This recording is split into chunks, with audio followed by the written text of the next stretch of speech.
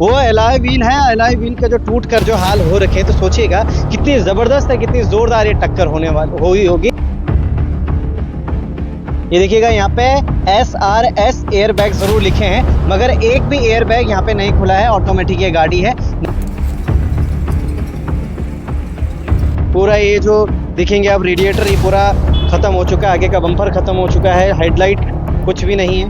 ये देखिएगा गाड़ी वाड़ी सारी इसकी बैटरीज वगैरह दिख रही हैं।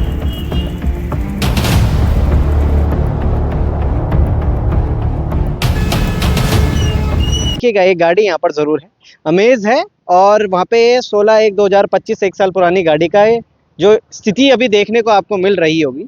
ये 7 मोड़ से पहले ऋषिकेश से देहरादून जाते वक्त हुआ है। ये क्या इसके पीछे का कारण है उसको भी हम आपको भली भांति समझाते हैं, मगर उससे पहले ये समझिएगा कि यदि आप अगर किसी मशीन का इस्तेमाल कर रहे हैं तो उस मशीन को मशीन के तौर पर इस्तेमाल करें। उसमें कभी भी कुछ भी हो सकता है। अब कहानी समझते हैं आखिर हुआ क्या था। थोड़ा कैमरामैन को बोलूँगा घूमिएगा। वहाँ एक यूपी नंबर की गाड़ी है और उसके बाद एक गुजरात नंबर की गाड़ी है। आप स्क्रीन पर विजुअल्स भी देख रहे होंगे। असल में क्या होता है कि जो यूपी नंबर की गाड़ी है ये देहरादून से ऋषिकेश की तरफ आ रही होती है, और ये गुजरात नंबर की, और ये जो ऋषिकेश नंबर की गाड़ी है ये देहरादून की तरफ जा रहे होते हैं। ये वहाँ से आ रहे होते। जब हमने उनसे पता किया, उनसे बात करी, तो उन्होंने कहा हम 40 से 50 की स्पीड में थे। अचानक ही हमारी गाड़ी का टायर फटता है ड्राइवर सीट की तरफ से, और हमारी गाड़ी अनियंत्रित होकर सीधा गुजरात नंबर की गाड़ी पर लगती है। और अगर गुजरात नंबर की गाड़ी पर हमारी गाड़ी नहीं टकराती तो शायद हमारी जो गाड़ी या तो किसी जंगल में अंदर पड़ी रहती, और ये जो गाड़ी है ये भी कहीं जंगल में खबर कच्चे उड़े होते हैं इसके। गुजरात नंबर की गाड़ी पर गाड़ी टकराती है, उसके बाद उससे टकराने के बाद ये जो ऋषिकेश से आ रही गाड़ी इस पर टकराती है, यानी कि अमेज पर टकराती है। पर कच्चे में अगर मैं आपको दिखाऊं तो ये देखिएगा स्थिति किस तरीके से यहाँ पर बनी हुई है। वो एलॉय व्हील है। एलॉय व्हील का जो टूट कर जो हाल हो रखे हैं, तो सोचिएगा कितनी जबरदस्त है, कितनी जोरदार ये टक्कर होने वाली हुई होगी और कितना ज्यादा। हालांकि गनीमत ये रही कि गाड़ी में बैठे हुए किसी भी व्यक्ति को इतनी गंभीर चोट नहीं आई जिसकी वजह से उनके जान मान के कोई हानि हुई हो। जान मान की कोई हानि नहीं हुई है। हाँ, हालांकि अंदर बैठे हुए लोगों पे कुछ चोटें जरूर आई है, मगर वो सुरक्षित है।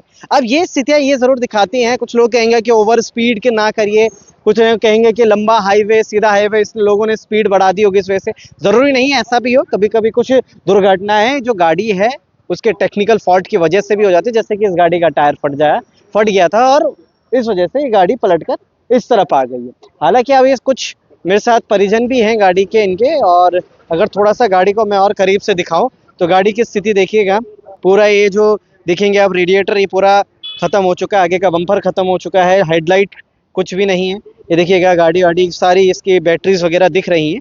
तो ये कहूँगा मैं आपसे कि चाहे आप कैसे भी हैं, थोड़ा सुरक्षित चलिए, थोड़ा सेफली चलिए, स्पीड को अपने नियंत्रण में रखिए। एक भाई साहब हमारे साथ। सर, क्या कुछ हुआ था इस गाड़ी में, क्या सारी चीजें हुई थी उस पर बात करें। नहीं, मैं इसमें ये देखना चाह रहा हूँ कि एक बच्चे हमारे लेके देहरादून जा रहे थे। अच्छा। मुझे तो मतलब फ़ोन पे पता चला कि ऐसे एक्सीडेंट हो गया। निश्चित रूप से वैसे तो मेरा यह कि यहाँ पर इस टाइम इतना ट्रैफिक है कि सरकार को इस चीज़ में ध्यान देना चाहिए कि आजकल यात्रा का समय है, कुछ स्पीड लिमिट्स भी जरूर होनी चाहिए, क्योंकि सामने से गाड़ियाँ बहुत तेज अक्सर चल रही हैं, एक दूसरे को ओवरटेक कर रहे हैं। ओवरटेक करने की जगह नहीं है यहाँ पर, तो निश्चित रूप से वही उसका कोई क्योंकि एक्सीडेंट ही होगा। और मैंने इन दिनों देखा है इस ट्रैक पे जहाँ 7 मोड़ तक बहुत एक्सीडेंट हुआ, बहुत भयानक एक्सीडेंट हुआ है। उसके बावजूद भी अगर सरकार ध्यान नहीं दे रही तो इसमें पब्लिक को तो इसमें नुकसान है ना। मेरा मानना ये कि जितना बड़ा ट्रैक है, इसके बगल में देखिए आज जितना ट्रैक इधर भी खाली है उधर खाली है, अगर इसको भर दिया जाए, पक्का कर दिया जाए, तो एक स्पेस गाड़ी को मिलता है, उसमें संभावनाएं कम होती हैं कि गाड़ी की एक्सीडेंट कम हो। तो निश्चित रूप से सरकार को ध्यान देना चाहिए। निश्चित नहीं ध्यान देंगे तो ये घटनाएं रोज घटित होती रहेंगी। इस गाड़ी के अंदर जो आपके बाल जो भी कितने लोग थे इस गाड़ी इसमें इनका बच्चा और उनकी बहू थी।